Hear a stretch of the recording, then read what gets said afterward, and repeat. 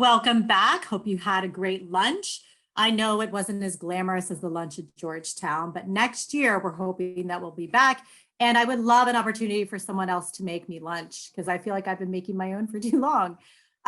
So let's kick off the second half of the day with a presentation by André Williams, Catherine Hernandez Blades, and Dr. Matt Ragas.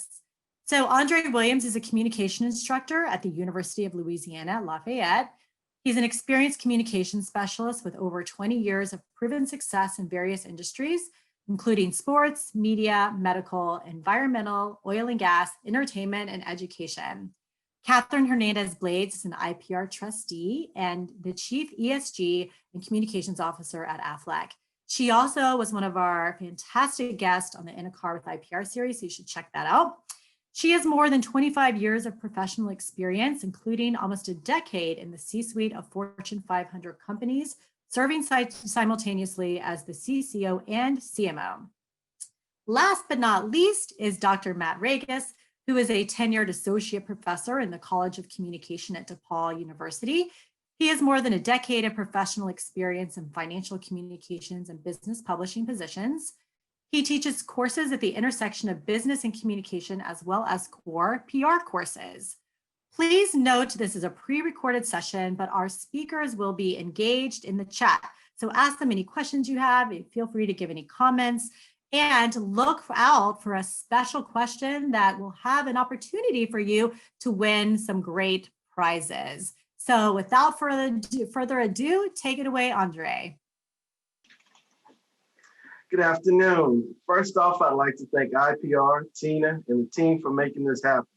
In these uncertain times between hurricanes, COVID, wildfires, and everything else, we're sort of forced to become creative, figure out how to make things work. So thanks again for setting this up. So our panel today will bring light to practical ways to build business acumen and prepare future practitioners for the rise of things like ESG and other growing areas of strategic communication counsel.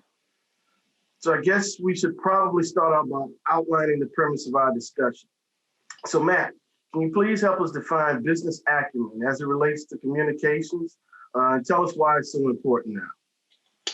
Well, first of all, I just want to say how much of a pleasure it is to be back at the IPR Bridge Conference virtual edition. And it is truly an honor and a pleasure to be on a panel with André and with Catherine. And one thing I want to say is we're actually making history here. We are, I think, the all Louisiana native panel at the IPR Bridge Conference. So I think that would be hard to top. I know Catherine and myself, we're not in Louisiana right now, but I know André is much holding down the fort and then some in Cajun country in Lafayette. And I would say, goes out to everyone that's been impacted in Southern Louisiana, including my family and relatives and friends, and really, André, your family and relatives and friends. Okay, let's talk a little bit about business acumen. So actually, I think it was 2 years ago at this conference, actually, that I presented some preliminary research that was what's called a Delphi panel of senior communications leaders, many folks actually that are IPR trustees. And what I was interested in trying to figure out was a formal definition. We talk a lot about business acumen and that it's important. What does it really mean in a PR and a comms context, one? And two, what are the potential benefits and outcomes of someone like a Catherine that has that business acumen? What does that then help you accomplish? And so the definition we came up with after several Delphi rounds and with a 93% level of agreement, and I had to go back and check my notes because it's been a little while on this. Here's the definition briefly. According to the Delphi panel of senior leaders, business acumen means becoming knowledgeable about business functions, stakeholders, and markets that are critical to the success of one's organization or client, using this understanding to assess business matters through a communication lens, and that's that unique vantage point that we have, and then providing strategic recommendations and actions. And I think actions have been really one of the themes of 2020, that words are nice, but actions are even better. And then from there, I won't get into this. We outline then what are the different business subject areas that business acumen encompasses, and one of which, relevant to ESG, is corporate governance and social responsibility. And so this was about a year and a half, 2 years ago, and that is part of the definition. And then the last thing I would say is we also worked on and asked these leaders, so if you've got business acumen and you can demonstrate it, what might that help you then actually accomplish? Professionally, these senior leaders believe it helps in terms of greater career growth and advancement and mobility, and actually getting to be a C-suite level executive. Or additionally, you then get the mandate to serve as an advisor or counselor, and that can then give better alignment of business strategy, comm strategy, which can drive superior business results. And then third, the last piece I think that was really interesting is senior leaders about societal benefits. And when a comms pro can serve as an advisor or counselor, there may be better integration of business and social goals of the organization. And you can foster then that value-based, purpose-driven mindset that can deliver better stakeholder relationships and organizational reputations. And just to wrap up my remarks here, I always like Harold, and many years ago talked about PR going through 3 stages. And he talked about, we started out kind of, how do I say it? And the C, they're on a different floor, maybe in a different building. They make their decisions. They come to us and they're like, okay, you guys go craft a message. The second stage, Harold said, is we gain a little more respect. And it's like, well, what do I say? We're getting more control, at least over that message, communicating that action. Third phase is really where some of our organizations and clients are now, and it's the what do I do stage.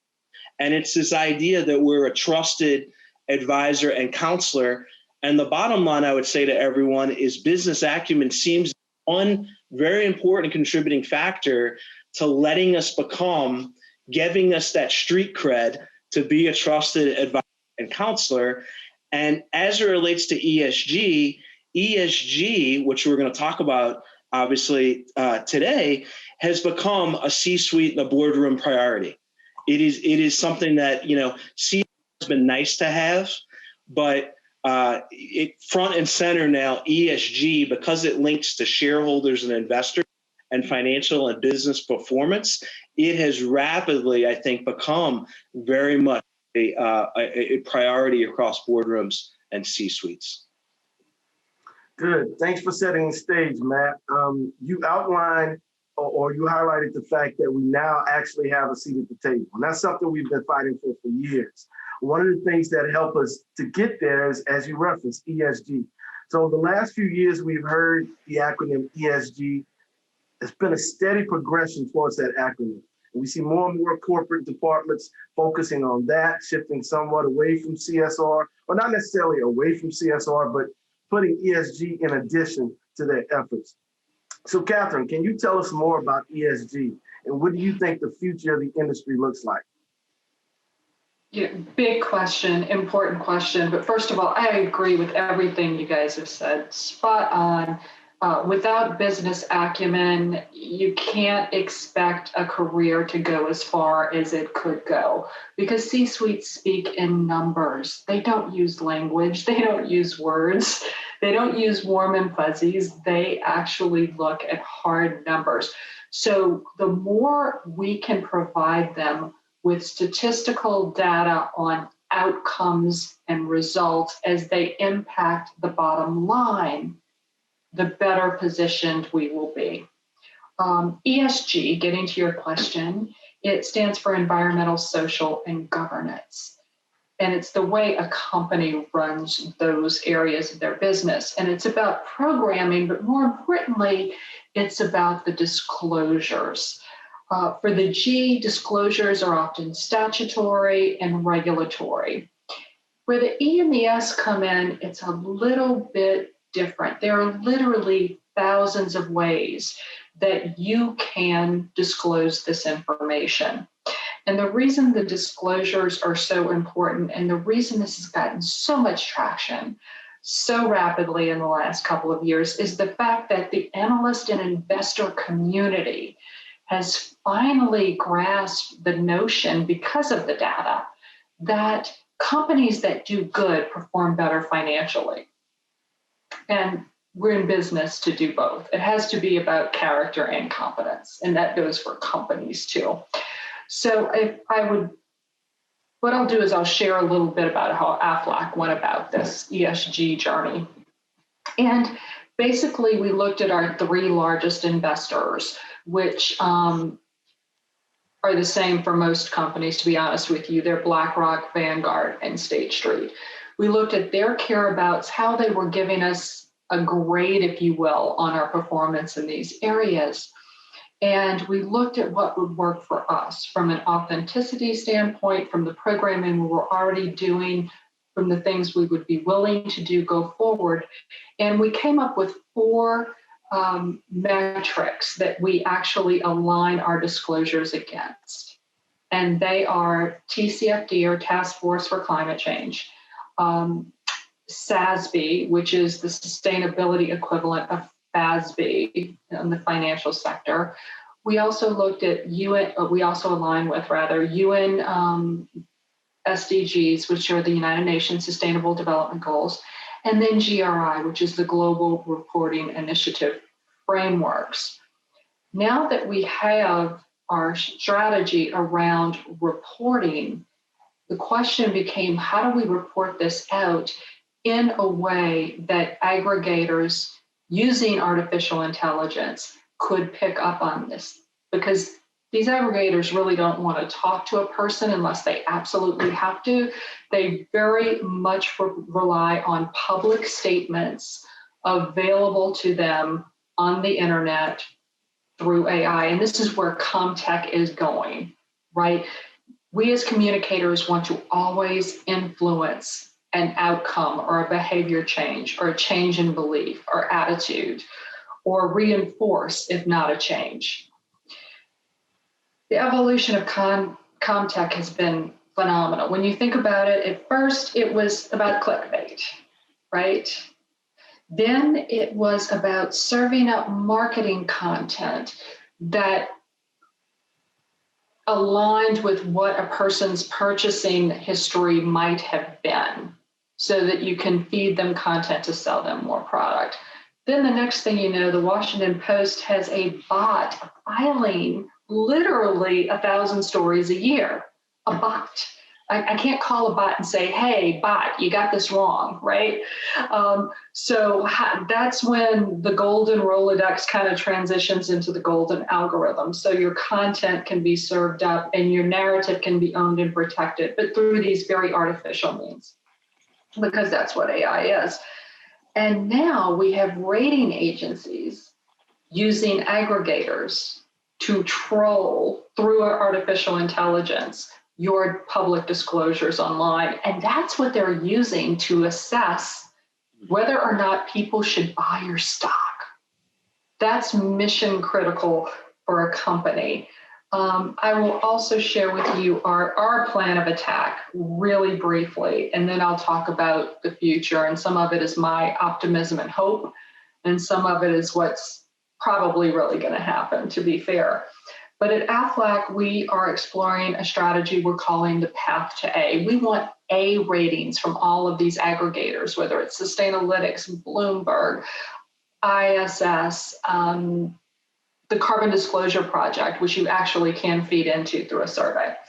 So what we've done is we've done a gap analysis on what we think, because these aggregators don't publish weights or measures, or they only publish the final scores, but you can kind of dig through and figure it out. So we've done that, and we've come up with, a list of tactics that we looked through, asking 5 key questions. This is important to strategy. Did we disclose it and the aggregator missed it? So we know what to do if that happened. Is it something we do but we don't disclose? And then that begs the question, should we disclose it? And if so, where? The third question is, should we consider putting programming and subsequent disclosures into place? If it's a really good idea and we're not doing it, why aren't we? We probably should. Or is it just irrelevant and we need to make the case? And I'll give you an example of that so it becomes tangible and real. It is literally, insurance is in financial services, right? So are banks. So if we get dinged by an aggregator on access to capital, well, we don't provide home mortgages for people. There's no conduit for us to get capital to people. So it's irrelevant. So how do we have those conversations and dialogues using the bits and the bots, but also using as much human interaction as we can drive in the current circumstances? And then is it something we just choose to accept the risk and let it go? ISS doesn't like the fact that our CEO and chairman is the same person. They like to see that split. Well, we've had the same CEO for 30 years. He's second generation family. He's also been chairman for about 20 of those years. We're not going to break that up because it's working just to get a few points from an aggregator, right? So you have to make those decisions and mitigate risk where you can. And in football, it's called taking the penalty and giving up the points. Mm-hmm. In a red zone situation, and that's what we're doing. So the future, this has more and more teeth because it's being driven by the analyst and investor community, and it has the potential to greatly impact how and if investors will spend money to buy your stock and make investments in your company. It's huge. I would prefer more standardization in terms of what they expect on the grounds of reporting. And I would also, I would like to see a little bit of statute in this. And I know people hate that because the more government oversight, more government regulation, the more difficult it can be, but it works on the governance side. We know what SEC compliance looks like. We don't necessarily know yet what environmental looks like or what this corporate social responsibility piece that folds up into all of this looks like.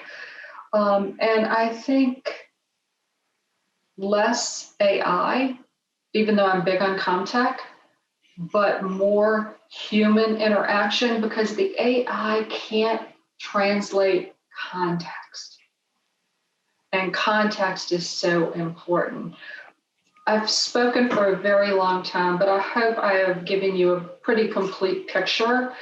And I would like to ask André, now that he's heard from Matt and I about business acumen and ESG, as an educator, how do you tackle this? What are you guys doing to create the next generation? It's very challenging. You mentioned the warm and fuzzy. The challenge is most of my students, they are pursuing a public relations or strategic communication degree because they like the warm and fuzzy. They stray away from the numbers and the facts and figures and data. So it's a major challenge. Matt outlined how important it is to understand business acumen. We actually had advising last week, and it was an act of Congress to get students to schedule Stat 214 or Econ 200 or Finance 201. It's just something that they stray away from. So it's a major challenge. One of the ways that we kind of compensate for this is we partner with our MBA program. And we work on projects where business students handle the numbers and the math, and they partner up with our communication students and figure out what efforts need to be done based on that data, based on that. So it works out. It gives us a more realistic view of what happens in the field and what happens in the industry, but it's still a challenge. It's still a challenge to teach because, as you said, it's hard to predict what's going to take place in 2, 3, or 4 years. So developing teachings or frameworks is somewhat difficult. So Matt, could you give us more or tell us about how you might approach a framework in ESG or something? So we gotta, André, we gotta keep fighting the good fight in terms of, I've had the same experience where I want to say the more fun classes, so classes may be grounded in creativity, right? That's not a hard sell. A business skills, a business acumen, even potentially a CSR, and certainly ESG, because it's less well known, I think, at this point among PR students at least. It's tougher. I've got to say, Catherine, I love from golden Rolodex to golden algorithms. And it's like to think about ComTech, this is a great example, and AI transforming an area of business and communication that I think, unless you're working with ESG every day, you're probably not aware of, right? Of the role of the bots in sort of shaping corporate reputations and even investment dollars and decisions of where the money goes. In terms of my students and thinking a little bit about ESG, and I'm actually teaching a grad class right now in business skills for strategic communicators. And the past couple of years, I've shifted it to where we still talk about CSR, but I'm like, let's talk some about ESG. And I know it's like an alphabet soup because I was just writing down as Catherine's talking about ISS and CDP and SB and GRI. It's a lot. And one thing I found is just that I started a really basic level of what does the E and the S and the G stand for, and let's explain what those stand for. Let's give some examples. And so I give total credit to one of my grad students on a paper, Alex Garza. This was a couple of weeks ago. And I said, what's going on with ESG like right now? And she basically laid out that the E, which is for the environment, she talked about net zero and carbon neutral and all the pledges you're doing. And so young people are very much, as I think the three of us know, are very focused on sustainability and climate change. And so I think that was pretty astute. She talked about the hurricanes and the forest fires, and even energy companies like a BP have made now a long-term commitment to try to figure out, which is, I think, landmark, to try to become climate carbon neutral. The S for society or societal, she correctly identified civic engagement as a major trend, right? It seems like every organization, from small organizations to large, are encouraging employee volunteering, paid time off to go vote, or to actually work at the polling sites. And then companies are offering discounts. So Nike and Lyft have a really interesting partnership, and I just saw an email from Lyft in the last day or two in terms of a discount to actually get you to the polls. And then the G for governance, and in the wake of George Floyd and other instances of police brutality, there's a greater focus on racial justice with corporations. And one of those areas, of course, is diversity, equity, and inclusion in the C-suite and in the boardroom. And so Alex talked some about some different commitments and initiatives that some companies have made in terms of diversifying their senior leadership, as well as the board of directors is something that I think young people and younger pros don't know a lot about and think about necessarily. And I always say there's sort of the hidden power almost behind the scenes, and they're coming out of the shadows now, but have huge influence on our lives and our decisions when it comes to governance. Good. And you mentioned the G. The G is the most difficult part, especially in the social climate that we're in right now. And as I said, my students, they want to deal with the warm and fuzzy. We've advanced to the point where now we have a seat at the table. With that seat at the table comes a responsibility to strategically counsel. So we're asked to give our input, give our advice, and sometimes it's difficult with the G. It's difficult to give your advice, give your input on governance and what your company, your organization should be doing with respect to a certain issue or a certain area. So Catherine, give us more on how Aflac has handled the G, or that D, E, and I when it comes to respect to ESG. Yeah, well, for us, it's a business imperative, frankly. As I mentioned, we've had the same CEO for 30 years, and he's been committed to this to the extent that our board of directors is 64% diverse. Our W-2 workforce in the United States is almost 70% female, and it's almost 50% minority. It did not happen overnight. You have to be committed to it. We look at governance through a little bit different lens in our organization. And besides this being a moral imperative in terms of DEI, I know, by the way, if you don't have inclusion, you'll never have diversity. And if you're not paying people equitably, you won't have anything. Right? So we're actually at parity in gender pay. But getting back to governance, I just want to share that really falls under the purview of our committee structures throughout the organization, up to and including through the board of directors. And the most common area where governance falls is actually in our investor relations and legal departments. And we have a very large compliance department. We're a highly regulated industry. When you're highly regulated, the last thing you want to happen to your business is to be regulated out of business. So we take those governance pieces very, very seriously, internally and externally.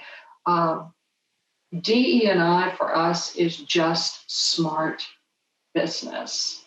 And we've done a fantastic job. I put my numbers up against anybody. And of all the things I'm proud of at Aflac, that is the thing that I am, no kidding, most proud of. But I would like to ask you, gentlemen, a question. We can't let a conversation in 2020 go by without talking about the global pandemic. So tell me what you guys are doing around working with students during COVID-19. How are you making it work? I'll start with André. It's definitely a challenge.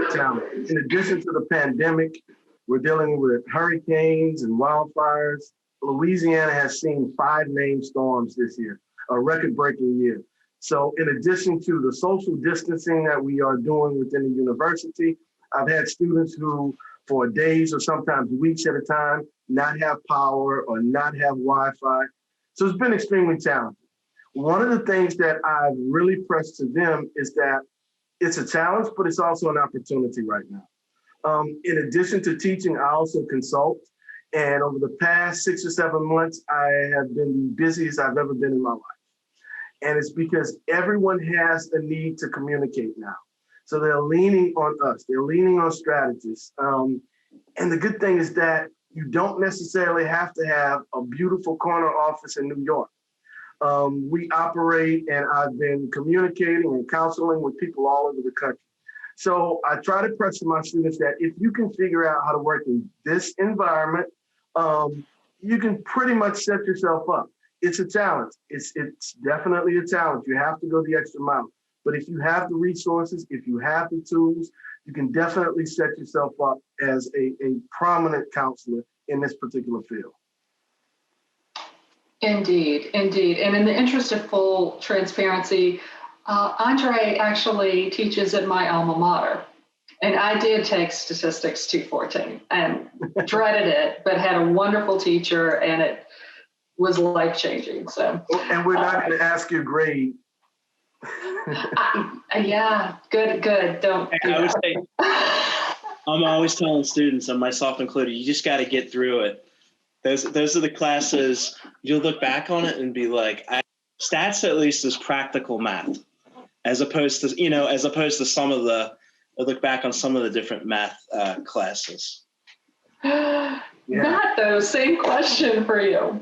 So, although I was taking notes while you were speaking earlier. I just want you to know I'm learning some things here too. It's been humbling. It's been the ride and range of emotions.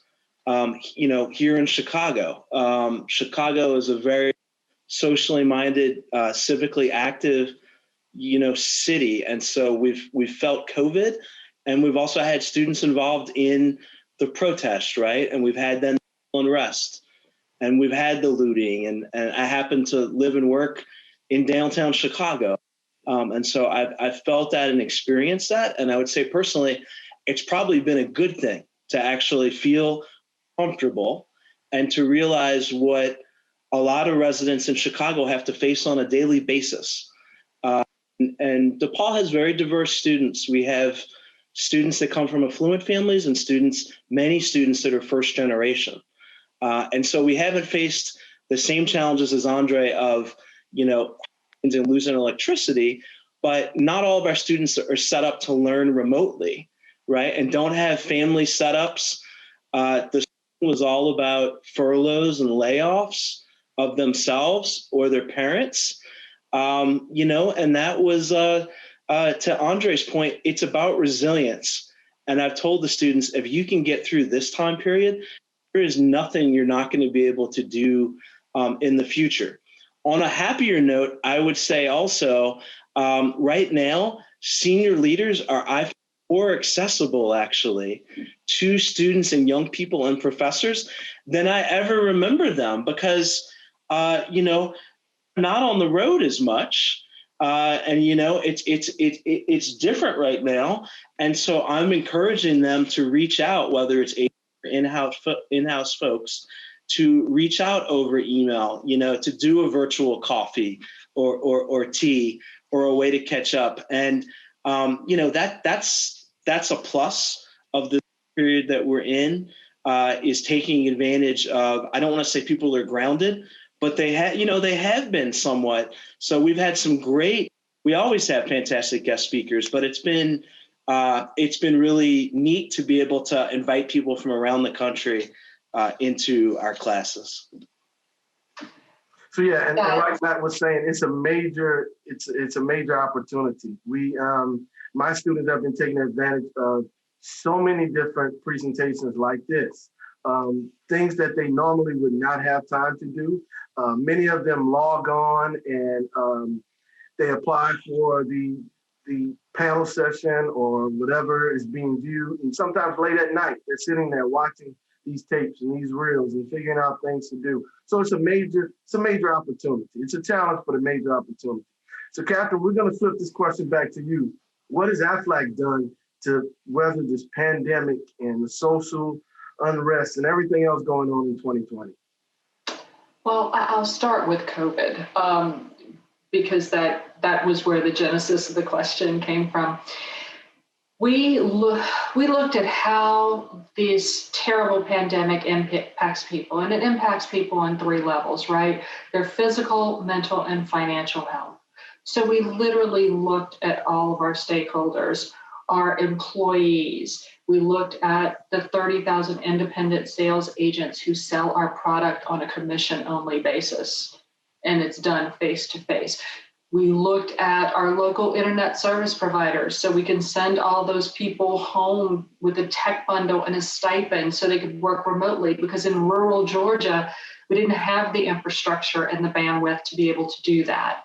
At the same time that schools were going home, the large military installation here, Fort Benning, was sending their soldiers home. It really verified that you need to pay attention to every stakeholder and their impact. And we literally went impact by impact, stakeholder group by stakeholder group, and created programs and information that would help all of those people get through this pandemic whole. On social injustice, look, it is a moral imperative to get this right. And it's been at the forefront of the American consciousness this year in a way that has not been in my lifetime, and we can't squander this opportunity. This is a no-fail situation. Aflac, since the 1960s, has been on the forefront of social justice and the movement for civil rights through donations, through closing the educational disparities by providing large grants to universities like Morehouse, and the United Negro College Fund is also a beneficiary of a lot of our donations. We also strive in ways of advocacy. So we work with the the Congressional Black Caucus. There I go with my acronyms again. The Congressional Black Caucus to create real statutory reform. We were instrumental in helping to get the Georgia hate crimes bill passed. So using our dollars and our voice and putting it places where it could have the most impact. And it's been for 65 years. Wow. Good. Real quick, before we run out of time, Matt, could you possibly give us some tools or some resources that you use to try and bring light to business acumen and ESG? Sure. Let's see. I'm going to try to run this down pretty quickly, but y'all know you can always reach out to us, and we're glad to share these resources offline. When it comes to business acumen, you got to learn the language and thinking of business. So Wall Street Journal, the Financial Times, the FT, South China Morning Post, and I would say CNBC. I like the FT and the South China Morning Post because Americans tend to think and read like Americans, and we need a more global perspective. I would also give a shout out to the Page Society and IPR's case studies. Their award-winning corporate communication case studies, which are archived on page.org. And then I would also say the PR Journal, which IPR viewers probably know pretty well. What's great about it is it's accessible and understandable for practitioners. And you will build your business acumen. Again, maybe I'm a little biased by reading articles published in PR Journal. When it comes to ESG, briefly, I would recommend reading Larry's letters. So Larry Fink of BlackRock does annual letters to CEOs. BlackRock is the largest investment manager on the planet. BlackRock and Larry are not perfect themselves as an organization. They're still working on their ESG and trying to get it right. But your practitioners and students should know about Larry Fink and his thinking on purpose and ESG. And then some newsletters. We like free newsletters that are good aggregators of that stuff. Just Capital has a really good summary newsletter on ESG. Just Capital has an ETF with Goldman Sachs that is JUST, Just. I actually have it in 3B. So they have investment products, great weekly newsletter. And then the last one would be G&A Institute out of New York, Governance and Accountability Institute, publishes sustainability highlights. And I've probably been getting this newsletter for over a decade. And it's a great summary of when Catherine was talking about what I was calling the alphabet soup, like what's going on with SASME and GRI, how they're trying to get together, and build more consistency. That is really where I try to read each week to figure out what is going on. And then the last and final plug, as a shameless PR person, I got to say, Ron Culp and I do have a new book coming in March, shockingly called Business Acumen for Strategic Communicators, which we're excited about. We've worked hard on. We think it will replace, some of you will know one of our prior books, Business Essentials for Strategic Communicators. And I just want to say again, to get to be on this panel and the pre-meetings that André and Catherine and I had, because you remember this was all rescheduled, really been something I've looked forward to get to know both of them better and work on this panel. Thanks, Matt. Thanks. I've enjoyed it also. We've had a chance to catch up and bond, and it's going to be bittersweet. We're done, but we can still hook up over Zoom. But thanks again, Matt, and thanks, Catherine, for joining me on this panel. I guess that about wraps it up for us. Again, we would like to thank Tina, IPR, and everyone who helped to put this together. Hopefully, we've helped to shed some light on some future areas that will involve both professionals and the academic side. Thanks again. So thank you so much, Catherine, Matt, and André. That was really great. So now it's time for our social sessions. Thank you so much to Georgetown University for sponsoring. These are a bit different compared to the rest of the conference. We have 2 discussion groups that you were able to join during this 30-minute block. There will be prizes, so you definitely want to join. The 2 are Coffee Talk 2020 and Quarantine Hits. So for Coffee Talk 2020, Dr. Carrie O'Grady from Georgetown is hosting this one. And it's what has this year taught you about the practitioner you want to be? Join us for a heartfelt, honest conversation about what you've learned, what you'll change, and what you'll forever think about differently. You'll leave this discussion with new friends and a new perspective. And the second one is Quarantine Hits by Dr. Hilary Fussell-Cisco from Quinnipiac University. And in this one, it features the hit books, shows, and podcasts that you loved and didn't love during quarantine. So it's a great opportunity to get some new recommendations. Okay, so here's what we're going to do. It's going to be engaging and fun conversation and getting to know your fellow attendees. All right, so let's talk about the conversations. Due to the nature of Whova, we are hosting these social sessions directly on Zoom. Each breakout session topic is listed under social sessions on Whova, and within the subsection, there is an external Zoom meeting link. Please click on the link and open Zoom. This will direct you to a Zoom meeting, which we encourage you to please turn on your microphone and camera and participate in the discussion. Once the social sessions have concluded, you can close the Zoom meeting and return to Whova. We will have a 30-minute break from 2:15 to 2:45 Eastern Time. And then please, we want to see you again at the Breakout A and Breakout B session. And please write in the chat if you have any questions. So look forward to seeing you in the social sessions.